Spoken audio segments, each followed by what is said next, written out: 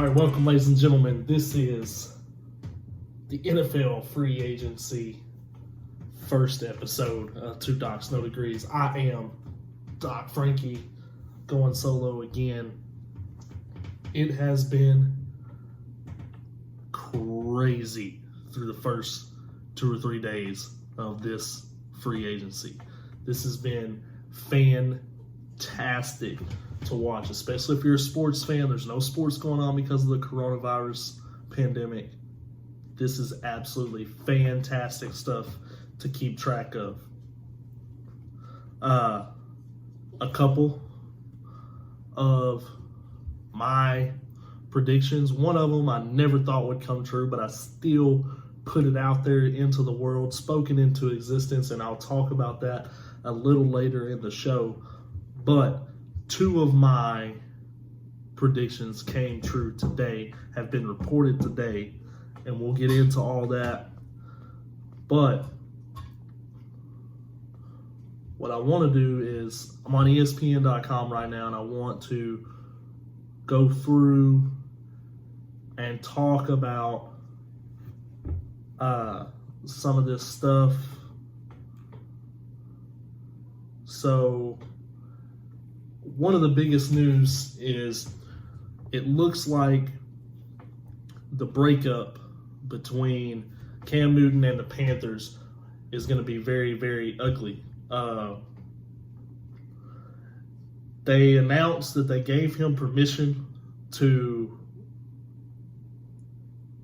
seek a trade from other teams, see where he can land.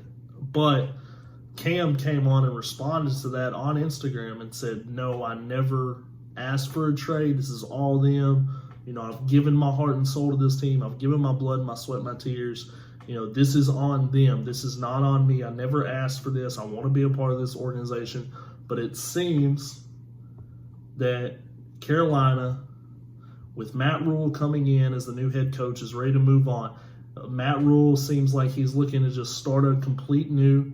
He knows he knows who he wants, because now Teddy Bridgewater is apparently, they have agreed to terms on a deal to sign Teddy Bridgewater to replace Cam Newton.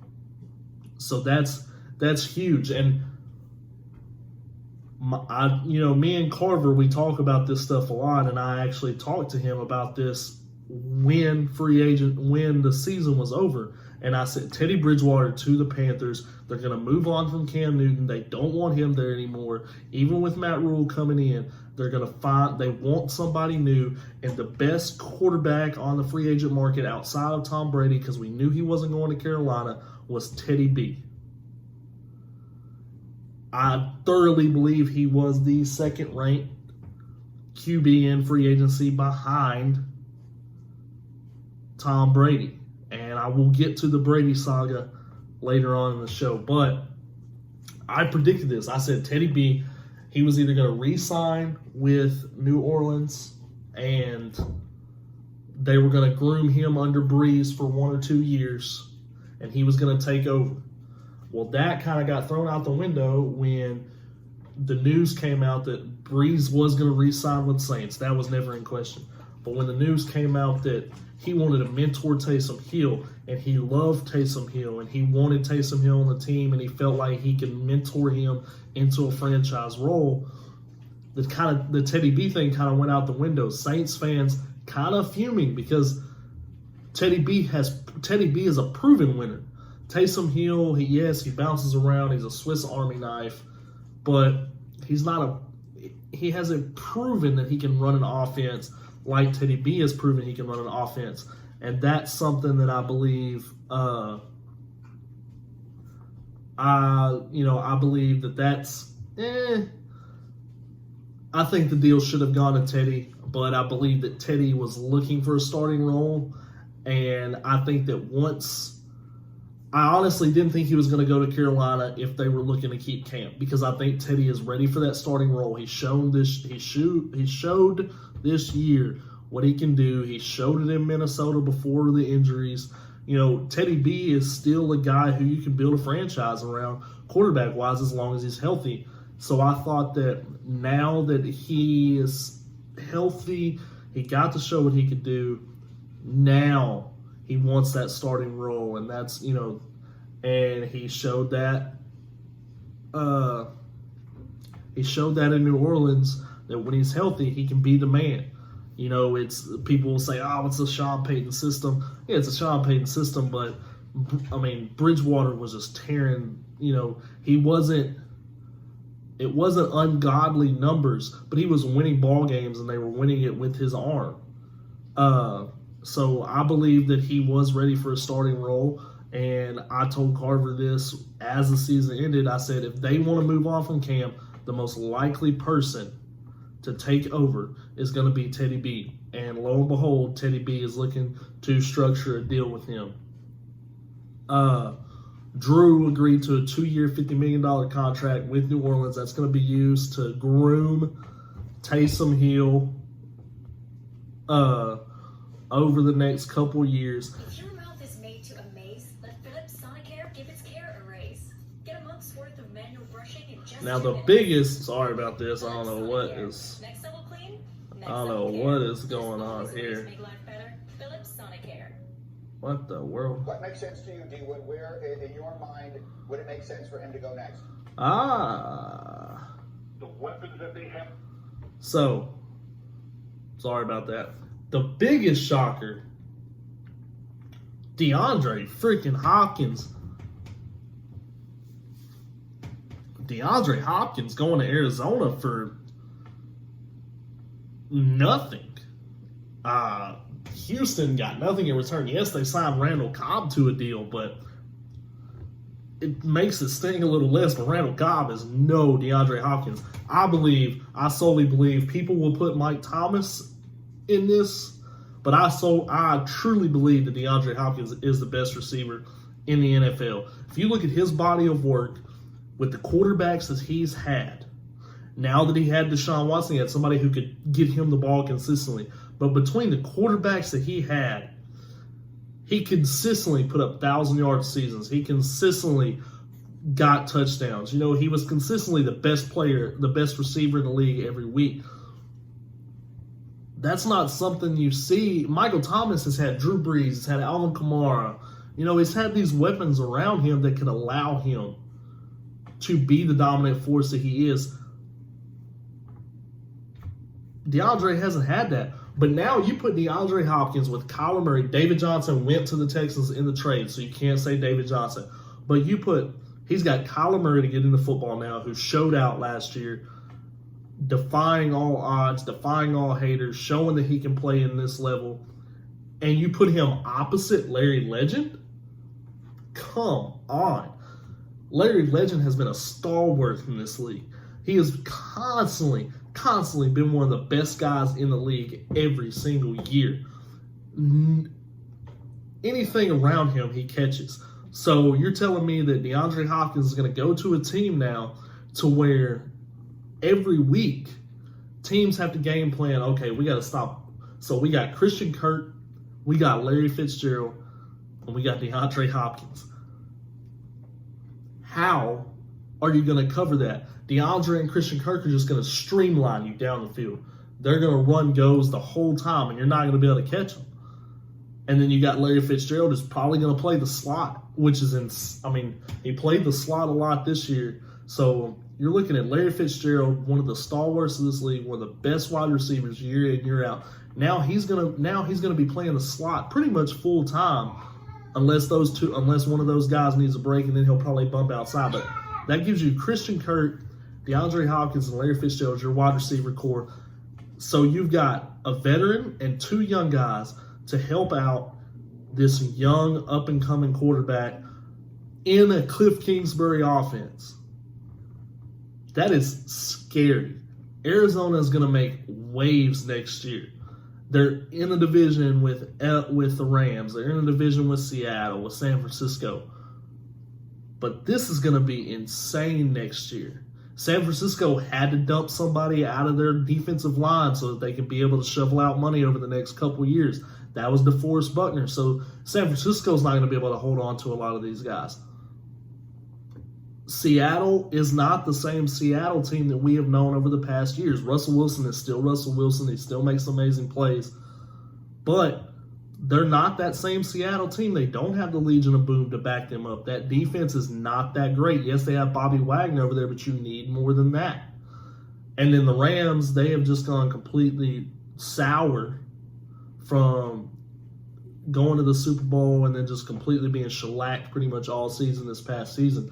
So now you put Arizona in a division that is primed for the taking. I still think San Francisco takes the division next year. Seattle ends up second. But I think now with these weapons, I think Arizona overtakes. As long as that defense can play ball, I think that Arizona overtakes LA, becomes that third seed, and then the next year they overtake Seattle. Larry Fitzgerald is coming down to the end of his career, probably 2 or 3 years left. So he gets to mentor these guys. You know, DeAndre, like I said, he's one of the best guys in the league, but Larry gets to mentor him to teach him how to stay that guy. And then Christian Kirk, who is a young kid, now he gets Larry Fitzgerald and DeAndre Hopkins to help him out and to mentor him. So this is going to be, I'm telling you, this is going to be one deadly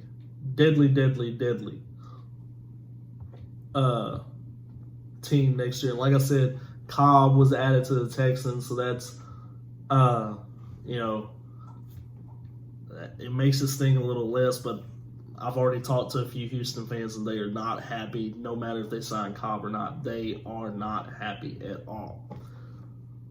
On the wide receiver front, as a Cowboy fan, thank you, Jerry. You franchise tagged Dak Prescott.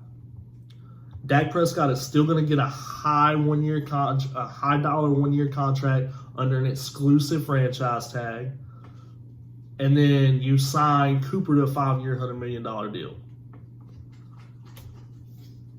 Cooper made it clear, I want to be in Dallas for the rest of my career. I want to be here. This is where I want to play for the rest of my career. Jerry Jones made that happen at least for the next 5 years.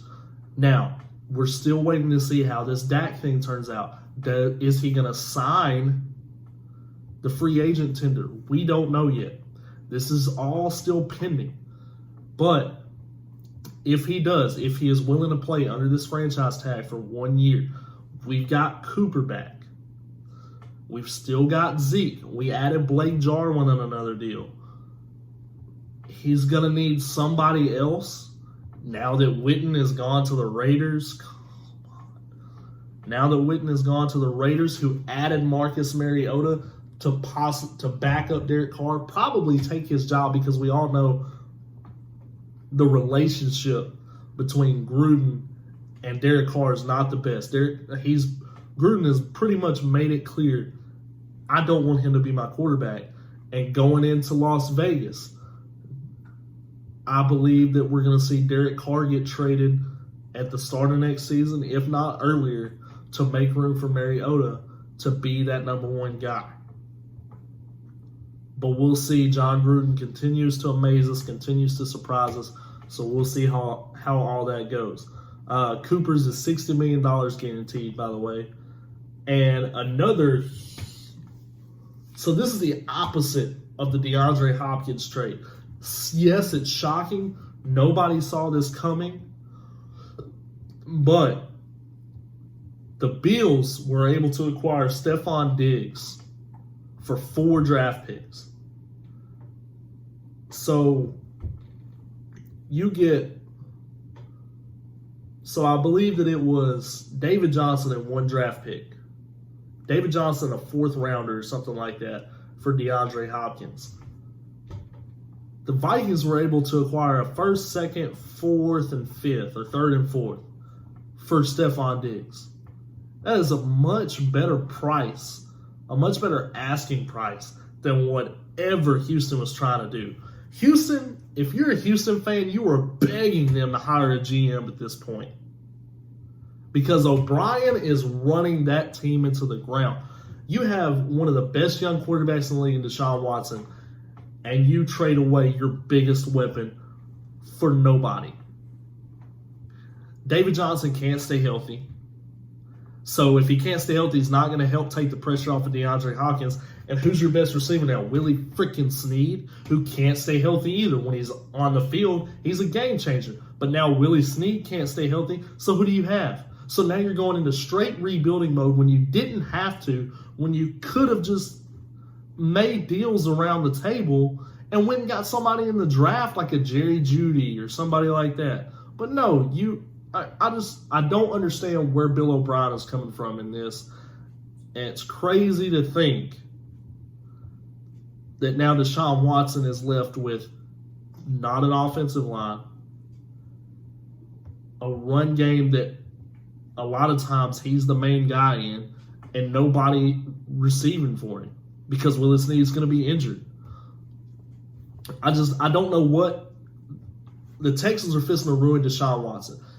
I say expect Deshaun Watson to be traded or to at least ask to seek a trade over the next couple of years, especially if they don't get a GM in there that can't make the right decisions. Deshaun Watson's going to want out. This is how you ruin a young QB. You take away every single weapon that he has. He already has an offensive line that is known as not the best, average at best, middle of the pack at best. He gets hit all the time. His one outlet was DeAndre Hopkins. Now you take Hopkins away, you send him and you don't even get anything back for him. That's the thing. So now you go into this draft. Now you need a receiver. You're going to have a number one receiver. So what do? You don't have anything to trade up now besides Deshaun Watson because the draft picks that you got, you're not going to be able to trade up. Jerry Jeudy's going to be gone by the time it gets to you. Now this is a wide receiver heavy draft. It's a QB heavy draft, and it's a front seven heavy draft. So there's still guys there that you can get, but are they going to be a number one guy right away? Because that's what you're going to need. Unless Willie Snead can stay healthy, can be a game changer like he was, and be a number one guy, which nobody sees. He was the number two guy opposite DeAndre Hopkins, which makes it easy on any number two guy. And now you don't have that. Now Willie Snead has to step up. He has to be the number one guy. And that's ridiculous. The Vikings were actually able to get something for Stephon Diggs. Now, what did they do? Now that leaves you with, now I know who my number one guy is. Now I don't have this whole dynamic of, well, I didn't get... Stephon Diggs was a prima donna at times. He was a guy who... he wanted the ball. I mean, he's a receiver. That's how he makes his money. But here's the thing is, a lot of bad stuff was said about him that wasn't true. And even they all came out and said it, that like when he got caught yelling at Kirk Cousins, he wasn't yelling, hey, get me the ball. He was yelling, you keep doing what you're doing. You know, you keep getting the ball to who you're getting the ball to. That Diggs is a guy who needs the ball in his hand. He is a very dynamic playmaker, as we've seen over the past few years. But now the Vikings are in a situation where we know who our number one guy is, and that's Adam Thielen. We don't want this dynamic anymore. We don't need these two guys on our team, or that's what they think. They extended Kirk Cousins. So now Kirk knows, okay, Thielen is the guy. Now I only have one guy who I really have to get the ball to. Everyone else is going to fall in place. Our run game is going to help me. So we're good with that. So that's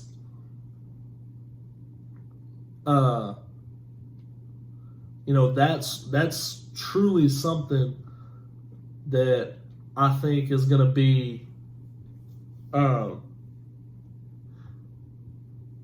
think that's going to be a dynamic. I believe that Stephon Diggs is going to help Josh Allen out. He's going to help his accuracy issues out.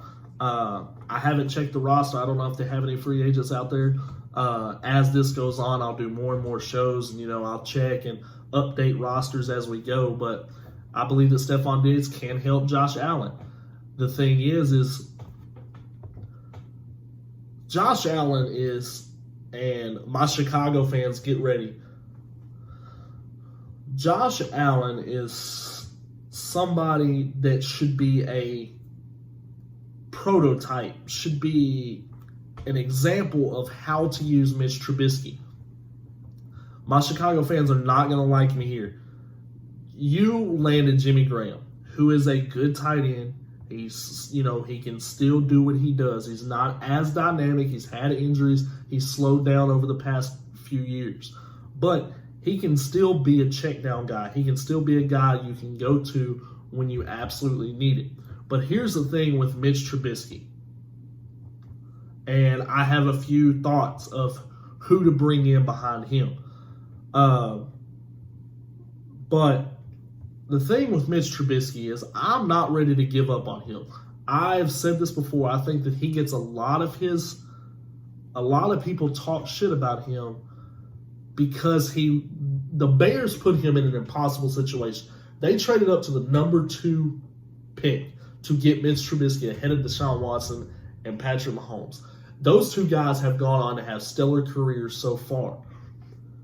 The Bears put Trubisky in an impossible situation, and he's not mature enough to handle that situation yet. And Bears fans don't want to admit that he could possibly be good.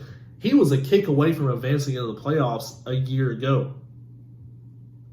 He is not a true bust. He is not this horrible play. Yes, he can be inconsistent, but that's what you do.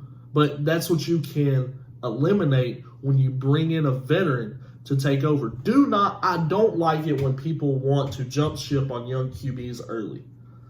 Jameis is different because Jameis has been here 5 years and we still talk about him like he's a prospect. We still say, well, his ceiling's here. His floor is here, but this is where he's at. When a guy's been in the league for 5 years, that's not how we should talk about him. We should be talking, okay, he's here. He can get here, but he's already at a good starting point. He's already a good starting QB. Jameis is a good starting QB, but we still talk about him, about tangibles, about stuff that rookie QBs work on, and rookie QBs have already eliminated from their game. Jameis still hasn't. Maybe the eye surgery in the offseason can help. But on Trubisky, if you're a Chicago fan, don't jump ship on him just yet. Yes, I know he was terrible last year. He dealt with some injuries. He dealt with some personal stuff, dealt with some immaturity issues like the stuff in the locker room with the TVs. But hear me out with this. Is he retired? Is he not? We don't know. He was retired and then the Eagles brought him back last year. But Josh McCown, all accounts out of Philadelphia say that McCown helped Carson Wentz with certain parts of his game. Wentz really wasn't a check down artist, really wasn't a check down guy until McCown got there. McCown taught him, hey, it's okay to not go for the big shot every time. It's okay. Last year they did not have the crew to be able to do that. And that's what McCown taught Wentz was, hey, if you're in trouble or if there's nothing down, go through your progressions. Take about a half second off your progressions and dump it. And if there's nothing automatic, dump it down right away. Get your yards. Don't allow those defensive linemen, that front seven, to get to you. Don't allow yourself to get hit. Make the plays, make the throws, check it down when you have to. I believe that that's something that Trubisky could benefit from. Having a veteran with the experience that Josh McCown has could definitely benefit him. And all accounts out of Chicago, that's what they've been looking for, is a veteran who can come in, play if he has to, but mainly be a clipboard-toting QB coach for Trubisky, which I believe at this point, this is exactly what Trubisky needs. He needs somebody who can challenge him for a starting role. As we've seen Josh McCown come into the playoffs, play the exact same system Wentz did, and almost advance at 41, 42 years old. So he's not going to have a lot of years. He's not going to have a lot of mileage. But you don't need that when you have a guy like Trubisky. You just need him to be able to be there for the young guy and help this young guy along the way. And like I said, Jimmy Graham's going to help out with that also. Andy Dalton could be another guy. The only problem with Andy Dalton is you don't know if he's going to be okay with being that clipboard-toting QB coach. That's the only problem with him. Is he going to be able to sit back and mentor this young guy? Because he has faced tribulations as a QB. He has not been the greatest. So is he going to be able to sit back and mentor, sit on the bench? We don't know that about him. We know that McCown can do that. We've seen it this past year, and that's what I've talked to Chicago fans about is McCown will be a fantastic fit. But Matt Nagy and, their OC have to look at Josh Allen as the blueprint and the example of how to use Mitch Trubisky. Trubisky is extremely athletic, just like Josh Allen is. Utilize the first year when they went to the playoffs, they utilized Trubisky's legs. That's what got them there. They were able to run a lot of RPO, run a lot of option stuff, not have him throwing the ball 40 times in a game, have him using his legs more than his arm. That's what Buffalo does with Josh Allen now. That's what Tennessee does with Tannehill, who they were able to re-sign. I don't agree with how they went with their signings, but I'll get to that in a minute. But that should be the blueprint for how to use Mitchell Trubisky. Get him on his legs. Use the athleticism, use that speed, use those legs more than he has to use his arm. Because when he doesn't have to use his arm, that's when he is dangerous. That's when Josh Allen is dangerous. So if you're Matt Nagy, who I believe is a good coach and who can adapt, that's what you do with him. You don't have Chase Daniel anymore to back up. Chase Daniel is going to Detroit. He's going to go back up Matthew Stafford. So that's something that they do need to look into is McCown, I believe, is their best shot. If they're wanting to get a veteran behind Trubisky to challenge him and to be a QB coach for him, I believe that it is McCown who can be that guy for him. One of my favorite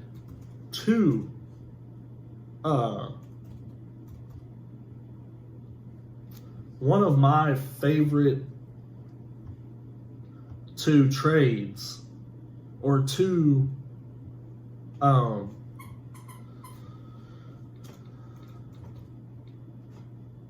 signings the Dolphins made. I believe that they completely I think that they completely are I think that they revamped their defense. Let's just say that.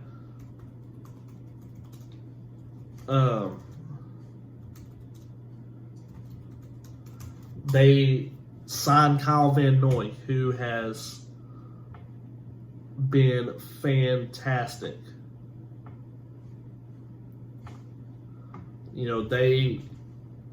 Kyle Van Noy was the QB of the Patriots' dominant defense. He was that linebacker there. He held the other guys in check, especially that front seven, because you have Stephon Gilmore keeping that secondary in check behind him. So I believe that Kyle Van Noy is a huge addition. He's going to play under Brian Flores again, which is absolutely fantastic. He reunites with him, so he's going to jump into that scheme. He's going to be a leader right away. And they made him the highest paid cornerback in the NFL, which the signing can be a good thing or it can end up being a bad thing, depending on how the Dolphins want to run their schemes. They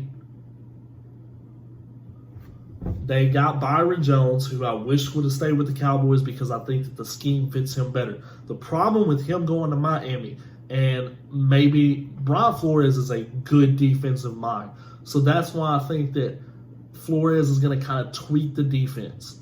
But the problem with him going to Miami is last year the Dolphins had the most non-zone coverage snaps of any team in the NFL. It ranked 32nd in coverage grade according to Pro Football Focus.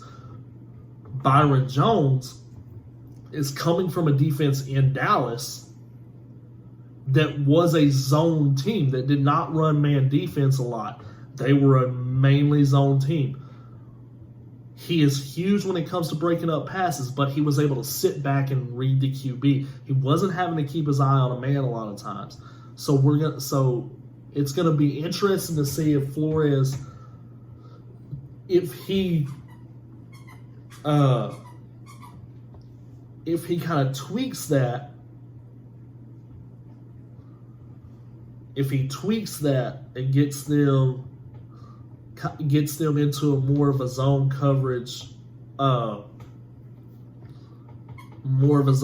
scheme. That's not the way Brian Flores and that defense play. So we'll see how they do that, but it's going to be interesting to see. The Browns made some splashes. They were able to get Case Keenum to sign a deal with him, which is going to really I believe Case Keenum is not the greatest QB. He's not one of the best in the league, but I believe it's going to put a fire under Baker to improve this next year. That's a huge get to put a fire under a young QB to play better. I believe that Cleveland is kind of taking the approach that Chicago should have taken, is that they're bringing in this veteran like a Case Keenum that can come in and play if he needs to. But hey, you're on a 3-year, $18 million deal that's $10 million guaranteed. You're mainly here to teach Baker. You're mainly here to get him up to where he needs to be. So and I believe that Case going into this knows that because they are established at QB. Baker's gonna be their franchise guy. He is gonna improve. So I believe that Case understands what he's doing. Chicago could have benefited from having a guy like Case Keenum, but it doesn't look like now that's not going to happen. So I believe that Josh McCown is possibly the next one to go. So Case Keenum goes to the Browns. They also added Austin Hooper from Atlanta, and then Atlanta goes to Baltimore and trades for Hayden Hurst. So Hayden Hurst is not Austin Hooper. Austin Hooper has been one of the better tight ends in the league over the past couple years. So now he goes to a Browns team who has depth at each position, who takes the pressure, who is going to take the spotlight completely off of him, and now he gets to run free up the seams and underneath and get a lot of this stuff. And Baker's going to have, it's going to be a huge check down for Baker to get to Hooper. He doesn't have to look to these big play guys all the time because they're going to be double covered on the outside. They're going to be bracket coveraged over the top. They're going to play zone to keep these two guys from getting over ahead of them. So that leaves Hooper underneath and up the seam routes while Landry and Odell have this stuff spread out for them. They got one of the top free agent linemen in Jack Conklin. So that's huge for them. He's a right tackle, so not the blind side, but that's going to take some pressure. That's going to add to a dwindling offensive line. Conklin is going to be the man there. That's going to be insane. That's going to be insane for Baker because Baker now has an offensive line or an offensive lineman that can actually protect him. He's not going to have to worry about, these guys coming after him because they're going to have that stalwart on there. To the 49ers. They made two huge moves, and we've seen where their loyalties lie. DeForest Buckner was traded to the Colts for a first-round pick. The Colts, that adds to an already fantastic defense, and now they're bringing in Phillip Rivers on a one-year deal. So now you have a legitimate QB, not saying Jacoby Brissett isn't, but now you have a veteran legitimate QB to go with that run game, to get those receivers and tight ends the ball, and now you add a dominant defensive lineman to an already dominant defense. That's going to be fantastic for them. But then the 49ers went and agreed on a 5-year contract with Eric Armstead. So we knew that they weren't going to be able to keep this entire group together. So what they did was, now you go out and you trade DeForest Buckner. You get a first-round pick out of it. So now you have a mid-tier first-round pick to go get a guy to replace Buckner. And you re-sign one of your dominant guys in Eric Armstead. So now you don't really lose anything if you're San Francisco. You can go into the draft, which has a very front seven heavy draft class. So now you can go get that guy to replace DeForest Buckner, and you get to keep Armstead. So now basically your defense stays intact because Bosa is still there. Bosa's still under a rookie deal. So that's huge. That is huge for those guys. Now, on to arguably the story of this entire free agency. It is the story of this entire free agency because, oh yeah, Jadeveon Clowney to the Giants. Almost forgot that. But this is where everything gets crazy. Tom Brady. I called this as soon as he got eliminated from the playoffs. I threw this scenario out there and I said it is a long shot. This is not one of the teams that people are looking at to attract him. But look out for him to finish his career in Florida, in Tampa. And lo and behold, it is reported from Schefter and numerous other sources that tomorrow he will be signing with the Tampa Bay Buccaneers. Now, let's look at this as okay, so Tom Brady goes into Tampa Bay. This is who he has. Ronald Jones at running back, O.J. Howard at tight end. Then you have Chris Godwin and Mike Evans on the outside. He has the weapons he's never had. The combined weapons he's never had. Of course he's had Gronk, of course he's had Moss, but he's never had this combination of weapons. He has a coach in Bruce Arians who's going to let him run it. He's going to let him air the ball out, which Brady being 42 years old, we don't know how long his arm can go into the season, which is going to be where Bruce Arians is going to come in at, is do you continue to put that strain on an older guy's arm?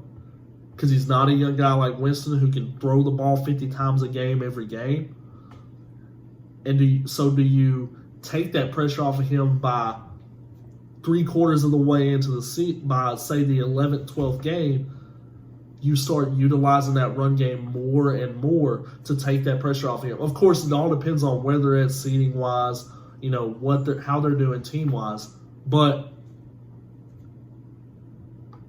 does Bruce Arians have the know-how to be able to work with a guy like Tom Brady? Bruce Arians has been there. He's worked with older QBs before.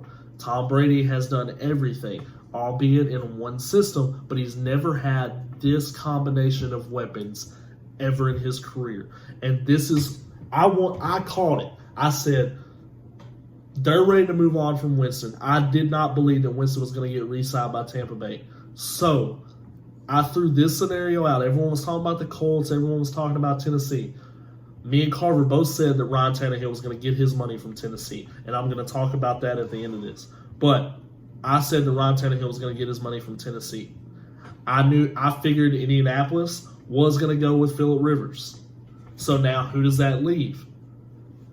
That left, I believe, the one team who could nab him and the one team who needed him And the one team who had enough in their organization already to take him was Tampa Bay. I didn't believe he was going to go to the Chargers because the Chargers don't have an offensive line to block for him, and Brady is not mobile at all. So I said Tampa Bay was where he was going to go. And everyone was like, that's crazy. There's no way he's going to Tampa Bay. You know, no experts were saying Tampa Bay. I was the one person out there who was just throwing that out there. And even I said it was a Hail Mary. It probably won't happen. But just think of the weapons that he will have. And for the final 2 years of his career, he gets to go out with these weapons in an offense that benefits him throwing and doesn't have to depend on him at all times because of Ronald Jones in that backfield and because of how well they ran the ball last year. Now, the flip side of that, where does Jameis go from here? There are plenty of suitors now. The Chargers are a team that Jameis could target. The Bears, but we all know the one thing about the Bears is they have shown towards the QB position, they have been extremely racial when it comes to that. And that is that is not breaking news. If you go and look how they have been with free agents in the draft, they have wanted white QBs. So Jameis, I believe, is a no-go in Chicago. Carolina's already taken. So really, if you look at it, there's only one team that I believe Jameis can look at. And here's the thing. I think that one of two guys are going to go to New England. I believe that they're going to trade for Cam Newton or they're going to sign Jameis Winston. Hear me out with this. I had a conversation on Facebook earlier, and someone brought up, I heard the Patriots were possibly going to go after Joe Burrow. They don't have the draft capital or the players to be able to move up that far. Joe Burrow is going to Cincinnati. And Cincinnati was able to franchise tag A.J. Green. That's something me and Carver talked about was, what are you going to have there for him? So now you have Joe Mixon and A.J. Green. So that is a good mix for a guy like Joe Burrow coming in. The offensive line is not great. But Burrow is mobile enough, and he has the weapons, a couple of weapons that he can utilize to get him out of sticky situations like that. So I don't see him going anywhere but Cincy. The Patriots don't have the draft capital or the players to move up that far in the draft. But I believe that Bill Belichick is willing to take on the challenge that is Jameis Winston. Jameis is a very dynamic, he is a very polarizing guy. He is a very exciting QB. The one thing, he has a strong arm, he has accuracy. The only problem with him as a QB is his decision making. Now, will we see the eye surgery? Is that what was preventing him from being that top level QB, from reaching his ceiling and crashing through it? We don't know. That still remains to be seen. But what better two people for Jameis to come in and learn under? What better two people to bring out his talents than Bill Belichick and Josh McDaniel? Will Robert Kraft want to take that chance on him? Is the relationship between him and Belichick intact enough to where he is willing to say, okay, Bill, you want to take a chance on this guy? Let's go get him. Because Jameis will take the job. It is New England. It is a history-laden program. You are ridiculous if you do not want to go play under Bill Belichick and Josh McDaniels. Now, here is the problem with that, is they don't have the weapons that Jameis has in Tampa Bay. That is something that Jameis would have to work on. That means a lot of shorter passes. He's not going to be stretching his arm out a lot in that offense. Now, can New England trade up and get somebody in the draft wide receiver-wise or, somebody to help him out? Yes, they can. Are they going to be a number one guy coming straight into the league? Maybe not, because those few guys that we know are arguably legitimate number ones are already going to be off the board. So now Jameis goes into a situation where he doesn't have those weapons. So what does he do? He still is Jameis. The only problem with now that you don't have weapons, now your decision making, not your talent, your decision making is gonna show who you truly are. Because you're gonna have a lot of checkdowns, you're gonna have to read defenses better because you're gonna have to throw your receivers open. They're not gonna get open for you. That was something, and they're not gonna be guys to where you can just throw the ball up when you're in trouble and know they're gonna come down and get it like you had in Mike Evans. You're not gonna have the guys who are just gonna sprint down the field and outrun everybody like you did in Chris Godwin.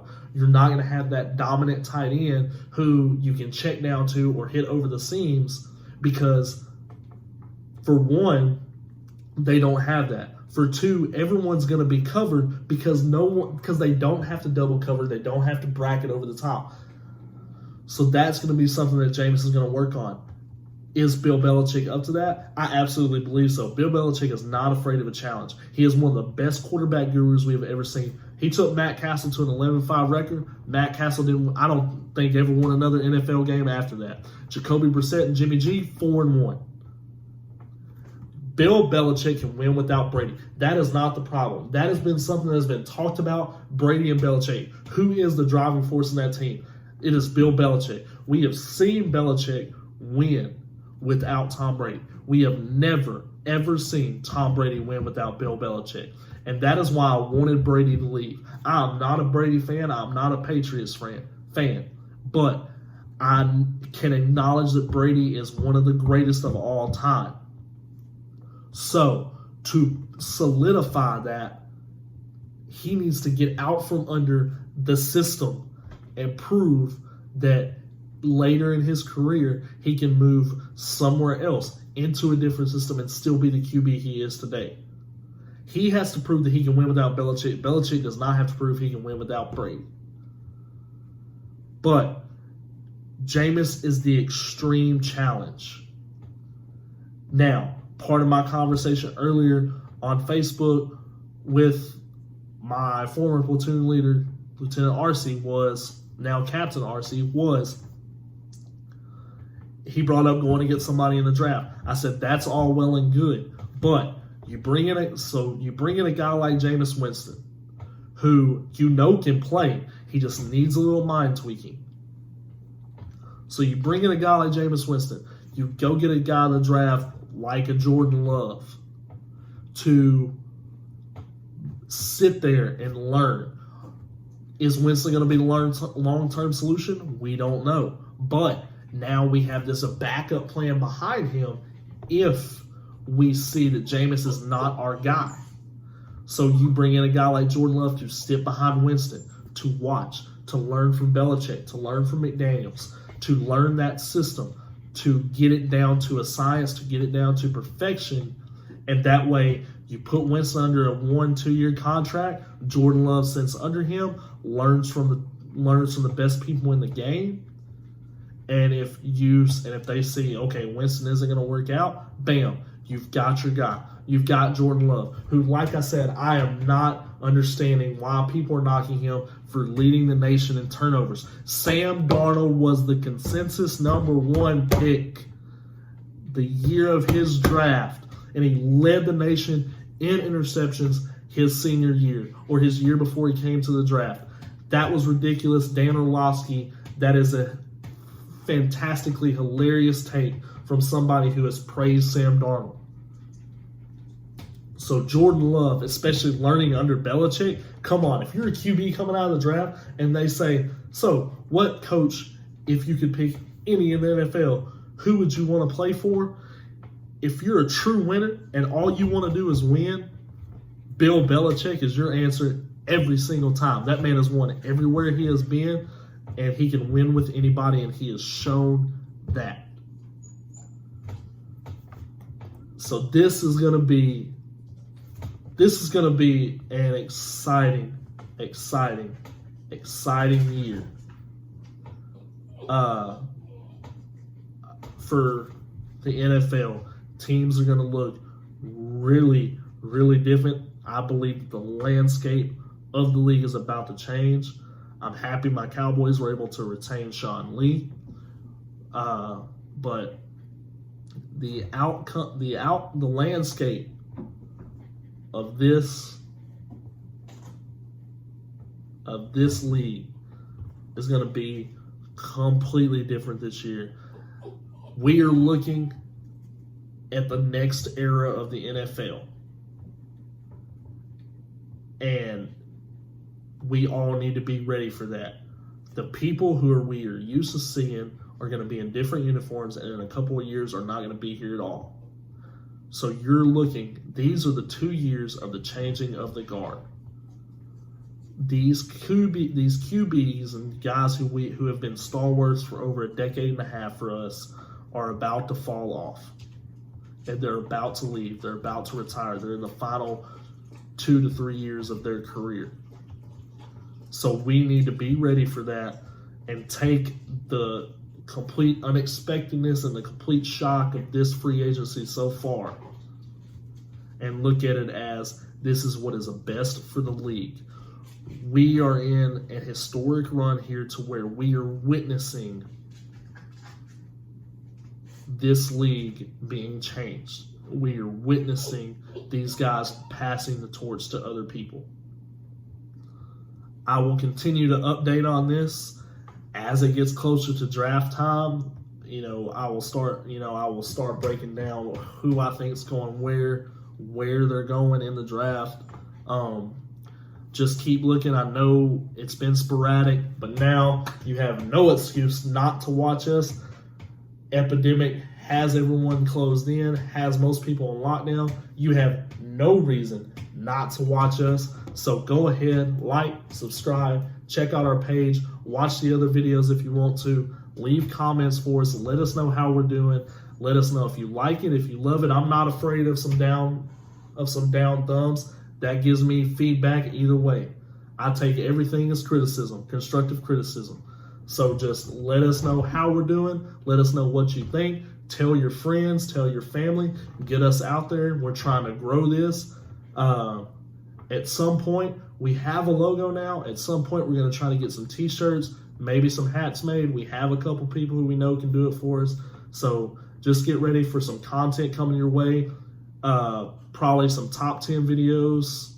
I'm going to be doing some, now that all sports have basically shut down, I'm going to be doing some WWE stuff, some UFC stuff for my fight fans out there, for my wrestling entertainment fans out there. So there's going to be a lot of diverse product coming in to our channel over the next few months as we learn more about what's going on and as this stuff gets itself sorted out. So like I said, like, subscribe, hit the bell for alerts, and everyone stay safe out there. This is Dot Frankie. I'm out.